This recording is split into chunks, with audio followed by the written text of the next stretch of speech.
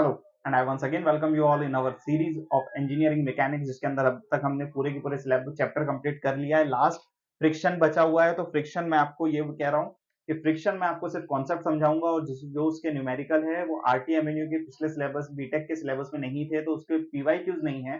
तो जब हम पीवाईक्यूज सॉल्व करेंगे तो उसके न्यूमेरिकल हम तब सॉल्व करेंगे। मैं आपको अभी सिर्फ और सिर्फ फ्रिक्शन का छोटा पूरा का पूरा कॉन्सेप्ट समझाने वाला हूं, तो ध्यान दीजिए। फ्रिक्शन के अंदर बेटा चार मेजर कंपोनेंट्स रहते हैं या चार मेजर रोल रहता है। फर्स्ट रहता है फोर्स, जिसको हम डिनोट करते हैं पी से। सेकंड रहता है वेट, जिसे हम डिनोट करते हैं डब्ल्यू से। थर्ड रहता है हमारा रिएक्शन नॉर्मल टू सरफेस, जिसे हम कहते हैं आर एन। वेट हो गया, फोर्स हो गया, रिएक्शन हो गया, और लास्ट आता है हमारा फ्रिक्शन। ठीक है। अब फ्रिक्शन और रिएक्शन, ये दोनों, रिएक्शन नॉर्मल टू सरफेस, ये दोनों एक दूसरे से इंटरकनेक्टेड चीजें हैं। ये दोनों ऐसी चीज है कि ये दोनों हमेशा ना एक दूसरे के 90 डिग्री पे रहते हैं। अब कैसे रहते हैं मैं आपको फिगर में बताता हूं। सबसे पहले ये हमारा सरफेस हो गया। अब सरफेस के ऊपर बेटा ये हो गया हमारा ब्लॉक। ओके। अब ब्लॉक के अंदर जो वेट रहेगा वो हमेशा ना सेंट्रली डाउनवर्ड एक्ट करेगा, और जो रिएक्शन रहता है वो आपकी नॉर्मल सरफेस के अपोजिट रहेगा हमेशा। अब जो भी साइड पे फोर्स रहेगा P, हमेशा ना फ्रिक्शन उसके अपोजिट साइड ही रहेगा।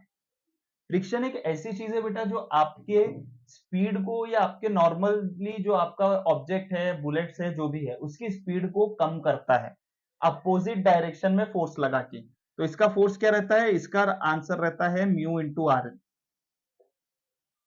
म्यू आपको क्वेश्चन में हमेशा ना दिया रहेगा, ऐसा पॉसिबल नहीं है कि म्यू ना दिया रहे। और आर एन जो है वो आपके वेट से हमेशा अपोजिट, सरफेस एरिया के अपोजिट रहेगा, और ये दोनों एक दूसरे से 90 डिग्री रहेंगे। कोई भी केस हो, कैसा भी केस हो, कुछ भी रहे। ठीक है। अब ये तो मैंने आपको उसके बेसिक्स बता दिया है, फ्रिक्शन क्या है, कैसा है, क्यों होता है। अब सेकंड ऑप्शन। अब फ्रिक्शन के अंदर चार पार्ट है, जिसमें से पहले दो पार्ट सबसे ज्यादा इंपॉर्टेंट है, बाद के दो पार्ट उतने इंपॉर्टेंट नहीं है, नहीं भी किया तो चलता है, बट हम करेंगे, लेकिन आज नहीं, वो बाद में। ये एक रहता है बेल्ट फ्रिक्शन, दूसरा रहता है वेज फ्रिक्शन, सेकंड रहता है हमारा लैडर फ्रिक्शन, और लास्ट रहता है नॉर्मल। लास्ट मतलब फर्स्ट। नॉर्मल रिएक्शन में चार कंडीशन रहती है, लैडर में सिर्फ एक रहेंगी, और बाकी सब में भी एक या एक से ज्यादा रहती है, और कुछ नहीं। नॉर्मल के अंदर बेटा चार केस रहते हैं। पहला केस, जिसके अंदर फर्स्ट केस तो ये हो गया कि ऑब्जेक्ट है, यहां से पी जा रहा है, ये डब्ल्यू हो गया, ये हो गया हमारा नॉर्मल रिएक्शन, और ये रह गया हमारा म्यू इंटू आर एन। ये फर्स्ट हो गया। सेकंड पॉइंट क्या है? सेकंड पॉइंट सेम ही है, बस खाली एक चेंज हो जाता है कि हमारा जो फोर्स है वो इंक्लाइंड हो जाता है। थीटा दिया होता है, तो हम क्या करेंगे, सिंपल इसको रिजॉल्व कर लेंगे, दोनों साइड में आंसर्स निकाल लेंगे। थर्ड इक्वेशन की बात करें, अब थर्ड में चलते हैं। थर्ड और फोर्थ। थर्ड में क्या है बेटा? थर्ड के अंदर आता है एंगल आपका इंक्लाइंड हो जाता है, और फोर्स इधर रहता है। ठीक है। फोर्थ में क्या है? फोर्थ में आपका पहले तो ये इंक्लाइंड हो गया, अब इसके बाद में लोड भी इंक्लाइंड हो गया।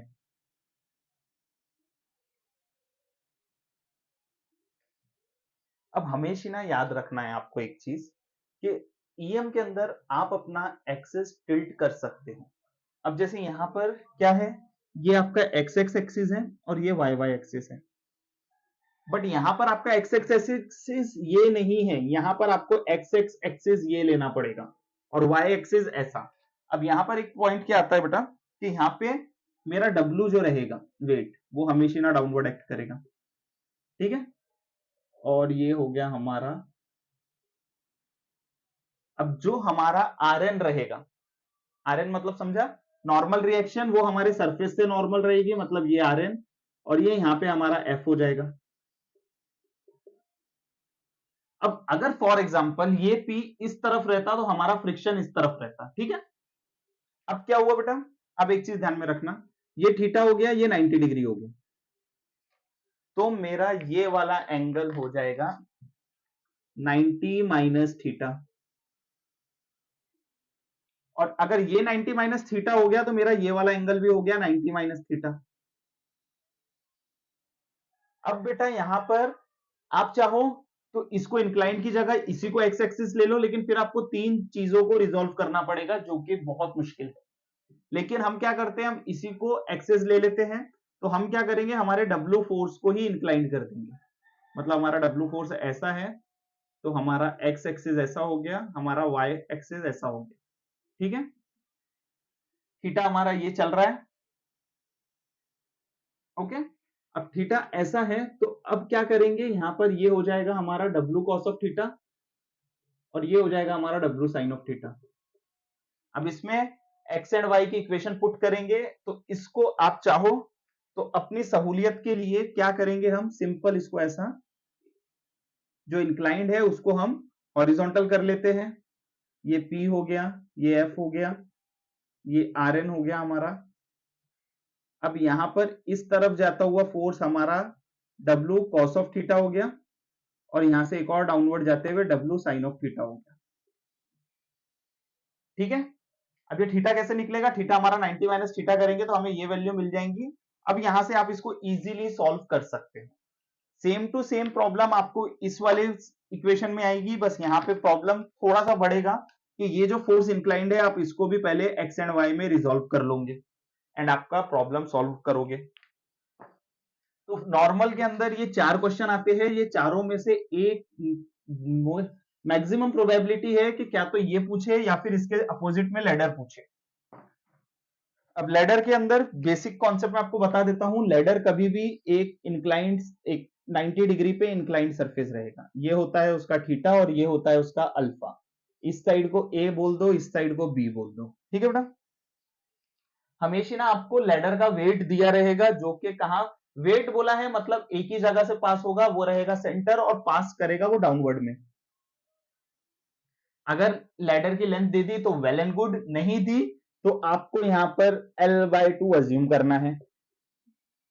देन अब मेरे को एक बात बताओ बेटा, यहां पर वो आपको पूछता है कि कौन सी हाइट तक बंदा चढ़ेगा, मतलब कौन सी हाइट तक अगर बंदा पहुंचेगा तो ये लैडर स्लिप हो जाएगी। बिकॉज यहां पर आपका ये वर्टिकल जो सरफेस है ये मैक्सिमम टाइम दिया रहता है और स्मूथ सरफेस, और इसका म्यू आपको नहीं दिया रहता, मतलब ये सरफेस ऑटोमेटिकली जीरो रहती है। तो स्लिप होना तय है, क्योंकि अगर मैं कोई इंक्लाइंड सरफेस पे स्टेयर लगा रहा हूं और सामने का वॉल अगर स्लिपी है तो मैं उस पर स्लिप करते ही वो गिर जाएगी। गिरेगी तो कैसे गिरेगी बेटा, हमारा ये वाला जो हमारा ये वाला जो पॉइंट है, यहां से स्टेयर्स नीचे जाएगी लैडर, सेम वैसे ही यहां से ये इस तरफ जाएंगी। मतलब ये क्या हो गया, ये हमारा मोशन हो गया। और मैंने कहा है फोर्स के अपोजिट साइड हमेशा फ्रिक्शन लगेगा, मतलब मोशन हो रहा है, मतलब फोर्स इस तरफ जा रहा है, मतलब मोशन हो रहा है। तो अब मैं बोल रहा हूं कि हमारा लेडर का मोशन इस तरफ हो रहा है, मतलब फ्रिक्शन किधर रहेगा बेटा, फ्रिक्शन इस तरफ आएगा। मतलब ये हो गया हमारा F is equal to mu into RnB। And again यहां पर अगर नीचे में मूवमेंट जा रहा है, मोशन हो रहा है, तो ऊपर में जाएगा फ्रिक्शन। अब मैंने क्या कहा, एक चीज कही थी कि कुछ भी हो आपका नॉर्मल रिएक्शन सरफेस से परपेंडिकुलर रहेगा। अब मेरा आरबी ये है, तो मेरा नॉर्मल रिएक्शन कैसा रहेगा बेटा, मेरा नॉर्मल रिएक्शन ऐसा रहेगा। अब यहां पर दो नॉर्मल रिएक्शन बनेंगे, तो मैं यहां पे इसको आर एन बी कहूंगा। अब देखो, अब अपनी दूसरी कंडीशन चेक कर लेना, अपना म्यू इंटू आर एन हमेशा आर एन बी से परपेंडिकुलर रहेगा। क्या है, हाँ 90 डिग्री है। सेम वैसे ही अब यहां पर सरफेस क्या है, ये ए है, तो मैं इसका आर एन इस तरफ बनाऊंगा, ये आर एन ए हो गया। अब बताओ बेटा, क्या ये और ये 90 डिग्री पे मैच कर रहे हैं, हाँ कर रहे हैं। इसका मतलब हमारा प्रॉब्लम मैक्सिमम सॉल्व हो गया। अब यहां पर हम क्या करते हैं बेटा, यहां पर हमें मोशन नहीं दिया है तो हम मोशंस का साइन मिटा देते हैं, क्योंकि ये हमने अपनी अंडरस्टैंडिंग के लिए देखा कि आर एन म्यू हम कैसे लेंगे। अब सबसे पहले आप क्या करोगे, सबसे पहले आप ले लोगे summation F of X is equal to 0। अब एक्स में क्या क्या जा रहा है, mu F is equal to mu into R N, मतलब ये हो जाएगा minus mu into R N B, left की तरफ जा रहा है तो, प्लस RNA, यहां से आपको RNA मिल जाएगा। Then summation F of Y लोगे आप इज इक्वल टू 0 लगाओगे, RNB ऊपर जा रहा है, ये प्लस हो गया RNB, माइनस W नीचे आ रहा है, कोई और फोर्स बचा, हाँ minus plus mu into RNA बच गया इज इक्वल टू 0। यहां से आपको RNB मिल जाएगा। RNB कैसे मिलेगा, आपको लोड दिया रहेगा, RNA आपने ऊपर से कैलकुलेट कर लिया रहेगा, ठीक है। तो यहां से आपको दूसरा ऑप्शन मिल गया। अब मे भी ऐसा हो सकता है कि आपको RNB या RNA की दोनों इक्वेशन बन जाए। यहां पर आपकी जो इक्वेशन बनेगी, सॉरी यहां पर आपकी एक इक्वेशन बनेगी। अब इक्वेशन क्या रहेगी, mu into RNA plus RNB is equals to W। अब ये दोनों इक्वेशंस को आप पुट करोगे और आपके आंसर निकाल लोगे, ओके। अब इसके बाद में अगर फिर भी नहीं हुआ तो हम जाते हैं मूवमेंट पे, submission of movement of all forces. कभी भी ऐसे पॉइंट पर मूवमेंट लेना बेटा जहां पर आपका फोर्स वहां पर जाके 0 हो जाए, और यहां पर मैक्सिमम टाइम आपको RNA मिल जाता है, RNA और RNB मिल जाता है, क्योंकि म्यू यहाँ का 0 हो जाते ही ये वैल्यू 0 होती है, तो हम RNB is equal to W लेते हैं और यहाँ पे RNB की वैल्यू पुट करके RNA निकाल लेते हैं। बट वो हमको पूछता है कि कितनी हाइट तक वो आदमी चढ़ेगा और गिर जाएगा, या फिर ये एंगल थीटा बताओ। अब वहां पे क्या कंडीशन करना पड़ेगा फिर हमें, क्या तो हमें थीटा दिया रहेगा, या फिर हमें थीटा नहीं दिया तो हम L/2 या L से अपना कैलकुलेशन करेंगे। अब वो कैसा करेंगे वो बताता हूं। अब मूवमेंट हमेशा ना कभी भी याद रखना ऐसे पॉइंट पे लेना जहां पर दो या दो से ज्यादा फोर्सेस पास हो रही है। अब RNA यहां पर अगर आप देखो तो ये वैल्यू तो हमारी 0 ऑटोमेटिकली है, क्योंकि म्यू 0 रहेगा। यहां पर एक पॉइंट है, यहां पर दो पॉइंट है, यहां पर दो फोर्सेस है, तो हम क्या करेंगे, फोर्स बी पे लेते हैं। अब देखो बेटा, RNA मैंने मूवमेंट लेने का मतलब क्या बताया है, मूवमेंट इनटू परपेंडिकुलर डिस्टेंस। अब RNA हमें पता है, लेकिन हमें ये डिस्टेंस हमें नहीं पता, तो इसके लिए हम क्या करेंगे, इसके लिए हम एक ट्राइंगल बनाएंगे। ये मुझे पता है कि ये L है, अब मुझे ये डिस्टेंस निकालना है इन दोनों के मदद से। तो अब भी देखो बेटा, ये वाला फोर्स, ये वाला कहलाया जाता है ट्राइंगल में हाइपोटेनियस, और ये रहता है अपोजिट। अब कौन सा ट्रिग्नोमेट्रिक कंपोनेंट है जो आपको अपोजिट और हाइपोटेनियस देता है, तो वो है साइन। तो फर्स्ट हो गया sine is equals to opposite upon hypotenuse. Opposite क्या है, ये रहा, तो हम यहाँ पे अपोजिट लिख देते हैं, और हाइपोटेनियस क्या है हमारा L। तो अब क्या करेंगे हम, L into sine of theta is equals to opposite. हमें अपोजिट ही निकालना है ना, यही वाला डिस्टेंस चाहिए था। तो अब हम क्या करेंगे, RNA into L sine of theta. अब दूसरा बात आ गई W की। अब W कैसा है, W भी सेम है, कि W के अंदर भी कुछ तो भी ऐसा है, ये डिस्टेंस L/2 रहेगा, क्योंकि हम खाली इतना ही ट्राइंगल लेंगे बेटा, हम ये वाला कुछ भी नहीं लेंगे। अब L/2 हो गया, यहां से ये डिस्टेंस कितना है मुझे नहीं पता, और ना मुझे ये डिस्टेंस पता है, हाँ लेकिन मुझे ये थीटा पता है। अब मुझे W के लिए कौन सा डिस्टेंस चाहिए, अब मेरा W वर्टिकल ये है, तो इसका परपेंडिकुलर डिस्टेंस ये है, तो मुझे ये वाले डिस्टेंस को हम कहते हैं एडजेसेंट। ये हो गया अपोजिट और ये हो गया हाइपो। अब मुझे हाइपोटेनियस पता है, अब ऐसा ट्रिग्नोमेट्रिक कंपोनेंट निकालो जो हाइपोटेनियस और एडजेसेंट देता हो, तो ये रहता है हमारा cos of theta. Cos theta जो है वो हमेशा ना हमारे को एडजेसेंट अपॉन अपोजिट देगा, ए अपोजिट हाइपो देगा। अब हाइपोटेनियस का आंसर क्या है, L/2, तो ये इधर आ जाएगा L/2 कॉस ऑफ थीटा। अब इसमें क्या होगा, हमारा Rn क्लॉकवाइज आ रहा है मतलब पॉजिटिव, W एंटी क्लॉकवाइज आ रहा है मतलब minus W L/2 cos of theta is equals to 0। अब यहां पर एक छोटी सी ट्रिक मैं आपको बता देता हूं जो आपके एग्जाम्स में बहुत काम आएगी। यहां से आपको थीटा भी मिल सकता है, L भी मिल सकता है, दोनों आंसर आपको मिल जाएंगे। अब बात आती है यहां पर मेजरली बेटा कि हम साइन थीटा और कॉस थीटा कैसे ले। तो अगर आपका फोर्स हॉरिजॉन्टल है तो आपका कंपोनेंट रहेगा साइन थीटा, और अगर आपका फोर्स वर्टिकल है तो आपका कंपोनेंट रहेगा कॉस थीटा। अब ये कैसे, चलो प्रूफ करता हूं। हमारा RNA कैसा फोर्स है, हॉरिजॉन्टल, तो आरएनए के साथ में क्या आया बेटा, L into sine of theta, ये एल और साइन ऑफ थीटा आ गया, ठीक है।